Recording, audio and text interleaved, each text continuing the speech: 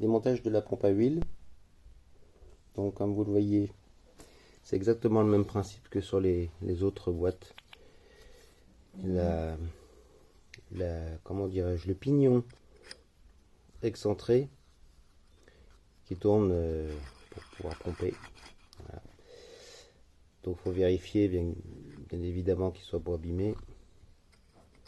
Et ensuite on le retire, on regarde s'il n'y a pas de partie abîmée, de creux. Là c'est légèrement usé par le temps, mais c'est pas marqué, donc il n'y a pas de problème. La pièce femelle aussi, elle s'enlève. On fait un contrôle visuel simplement.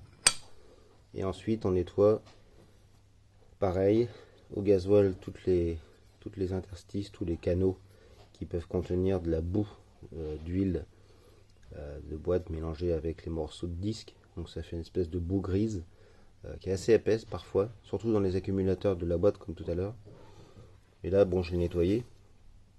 Et puis maintenant, je vais la remonter. La partie supérieure, elle est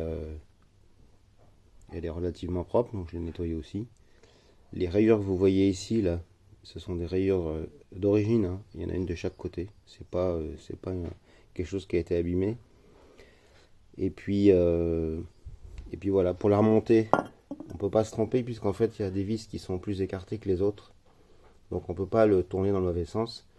Par contre, ce qui est important, c'est quand vous le positionnez, la partie supérieure, pour qu'elle soit bien alignée par rapport à la partie inférieure, parce qu'il n'y a pas de guide, on peut légèrement le décaler d'un ou deux dixièmes.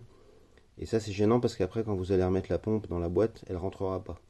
Donc le mieux c'est de positionner la partie supérieure, les visser sans serrer, et ensuite vous prenez une sangle à cliquet, vous serrez bien entre les deux de manière à ce que ce soit parfaitement aligné, et après vous serrez. Et après avec le joint de pompe, le joint torique, ça rentre tout seul, avec du silicone ou de l'huile de boîte.